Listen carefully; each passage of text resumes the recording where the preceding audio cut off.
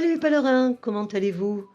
J'espère que vous avez bien dormi à Villafranca del Bierzo, parce qu'aujourd'hui nous arriverons en Galice. Il s'agit de l'une des étapes mythiques du chemin.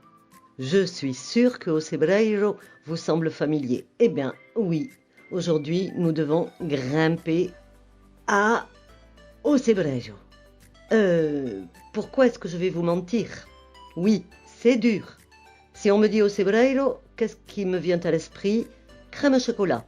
Grâce à une crème au chocolat que je portais de la nuit précédente, j'ai pu survivre à cette ascension mythique et je suis arrivée à Ocebreiro.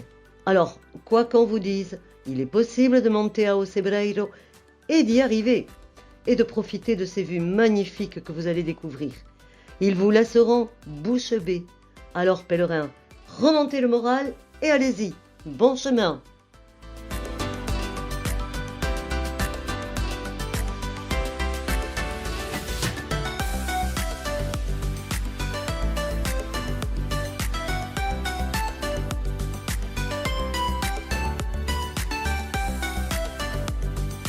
Le printemps est là. Les protagonistes de ce chemin reviendront-ils à parcourir? Sentier d'amour, d'espoir et de solidarité? Il est temps d'attendre, mais ça reviendra.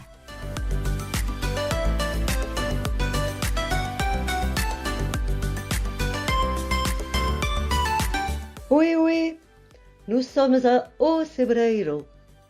Ocebreiro, la porte d'entrée de la Galice sur le chemin français. C'est un petit village de la province de Lugo où le temps semble s'être arrêté depuis des siècles. Lieu de grande tradition et de mysticisme, berceau de légendes, de mystères et de miracles.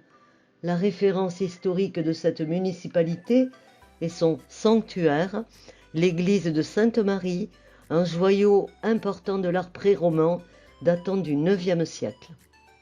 Dans la chapelle est conservé le Saint Graal, qui a fait le miracle de transformer le vin en sang et le pain en viande, et qui est aussi le symbole héraldique des armoiries de la Galice.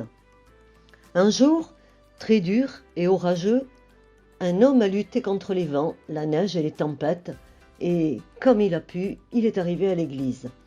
Il y avait un ecclésiastique des aumôniers qui disait la messe, très insouciant qu'en ce temps laborieux, personne ne pouvait monter pour entendre la messe.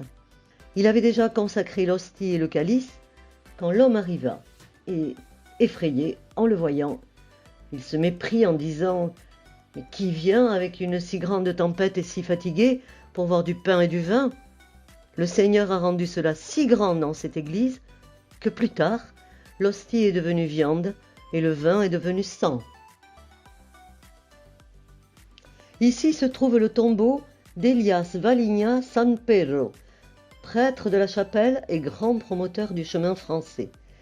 Il a été l'un des grands savants de la route et la première personne à marquer l'itinéraire avec des flèches jaunes, symbole actuel du chemin de Saint-Jacques. On raconte qu'en France, il a été arrêté par la gendarmerie quand ils l'ont vu peindre les flèches de cette couleur. Sa réponse était si convaincante. « Je prépare une grande invasion de la France. » Et il en fut ainsi. Autour de l'église, vous pouvez voir plusieurs pagliosas d'origine pré-romaine, probablement celtique. Ce sont des constructions en pierre avec un plan ovale, des murs bas et un toit de chaume où, jusque dans le XXe siècle, les hommes et les animaux ont coexisté.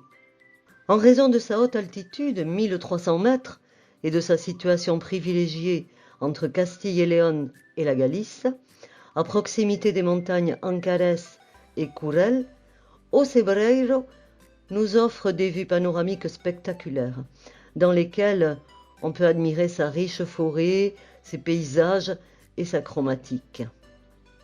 Nous disons au revoir à Ocebreiro. Bon chemin!